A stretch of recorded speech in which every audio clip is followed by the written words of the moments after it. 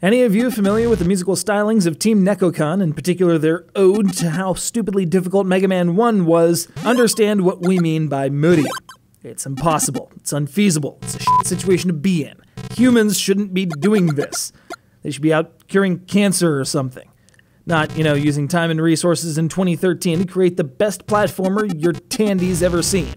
Straight out of the late 80s, having swiped a cola from Commander Keen, it's Muri. In every sense of the word.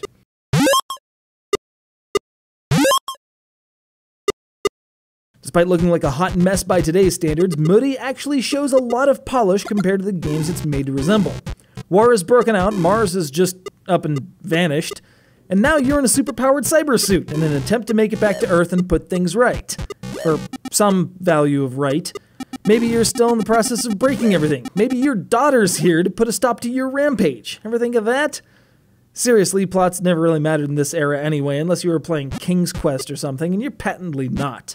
What does matter is that the graphics are dated, the soundtrack doesn't exist at all, and you're left with tinny sound effects that make what Capcom and Nintendo were doing on the NES sound like Bach and Sibelius, respectively.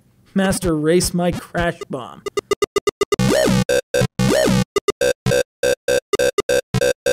Alright, I've said my piece, partly because I still hurt from the wounds that super bad PC version of Mega Man left on my developing consciousness. This is from when PC gaming was a joke, an afterthought in the face of the emergent technologies like the Super Nintendo and the Genesis. And yet, Ludosity have managed to not just do the period well, but the game itself shows polish beyond its years, which is good, because this thing is about 2.5 decades beyond its years.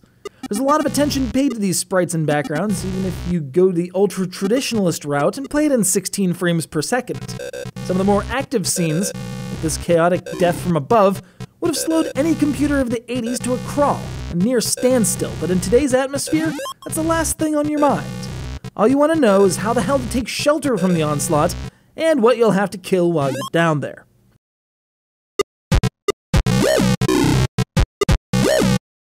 To this end, you're equipped with 6 forms of weaponry, all but the most basic of which must be reloaded via pickups in the field.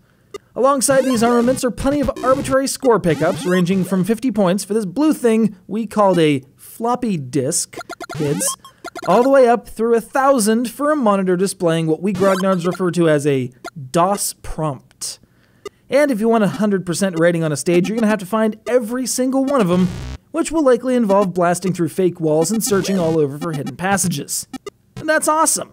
No time limit, no craptacular hurry-up mechanic. You want to explore, you explore, dog. And then you grab your friends and go recreate what you just played with Lego, because that's the natural way. And then you try to share tips on that freaking Mega Man game and learn that, you were right, no one in the county can get past those platforms in Gutsman stage.